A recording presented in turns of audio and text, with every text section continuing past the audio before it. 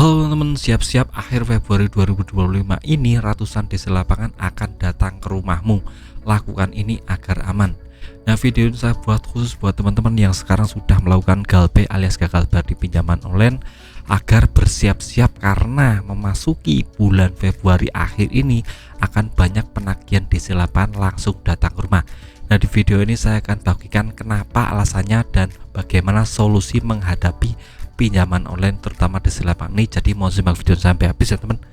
Nah, memasuki kuartal 1 tahun 2025 ini memang banyak sekali pinjaman online yang mengarahkan developernya langsung datang ke rumah. Ini karena akan ada laporan ke OJK masalah manajemen keuangan dari pinjaman online tersebut. Nah, salah satunya dengan jumlah total penyebaran hutang itu ada berapa dilaporkan, bunga dan keuntungan dari pinjaman online juga dilaporkan, dan yang terakhir tentang masalah jumlah uang yang digalbaikan oleh nasabah. Ya, ini jadi concern OJK karena ini adalah peraturan yang resmi ya teman. Jadi peraturannya untuk jumlah galbay itu tidak boleh lebih dari 5%. Kalau sampai 5% itu akan kena sanksi yang berat dari OJK. Ini sanksinya fatal, mulai dari surat peringatan sampai akan dibekukan pinjaman online tersebut.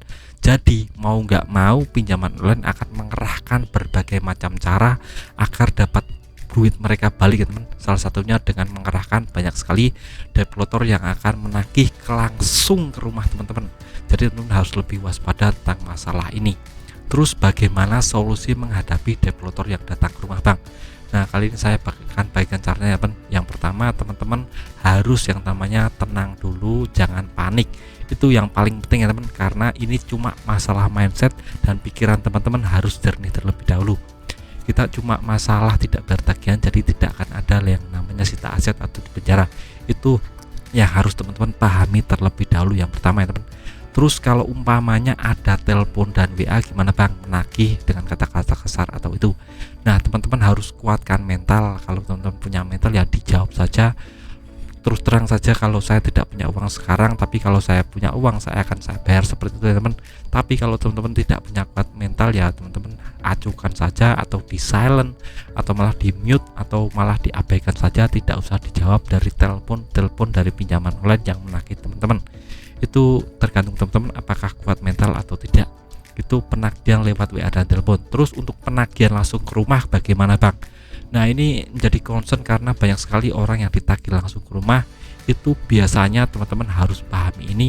Kalau umpamanya developer sudah datang ke rumah, itu ya perlakukan seperti tamu biasa saja, suruh masuk. Terus teman-teman tanyakan identitasnya.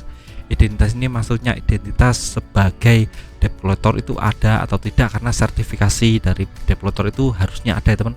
Terus untuk surat penagihannya juga teman-teman harus cross check terlebih dahulu apakah itu resmi atau tidak, karena banyak sekali sekarang orang-orang yang memanfaatkan kegelisahan teman-teman, keresahan teman-teman untuk membayar tagihan dengan jadi penipu developer. Karena banyak sekali kasus orang yang tidak punya sertifikasi jadi developer itu menagih teman. Kalau sampai tidak punya surat sertifikasi, tidak punya surat identitas, tidak punya surat penagihan dari pinjaman online yang teman-teman pinjam, itu teman-teman usir saja, tidak apa-apa, karena dia tidak berhak nagih teman-teman. Itu wajib teman-teman pahami ya teman. Kalau umpamanya dia tidak punya salah satu dari yang saya sebutkan tadi, teman-teman langsung usir saja, panggil Pak RT Pak RW, karena dia sudah mengganggu ketentraman teman-teman. Itu harus teman-teman pahami. Tapi umpamanya dia bisa menunjukkan identitas tentang developer, dia bisa menunjukkan surat penagihan yang resmi dari pinjaman yang teman-teman pinjamkan, itu ya teman-teman bicara apa adanya saja bahwa teman-teman ekonominya sedang sulit, tidak punya kemampuan finansial untuk bayar. Itu harus teman-teman bicara jujur saja. Terus masalah nanti developer reaksinya bagaimana, itu harus teman-teman pahami. Misalnya dia malah melakukan hal-hal negatif itu atau perlakuan kasar, teman-teman bisa langsung usir saja karena itu sudah mengganggu ketentraman teman-teman.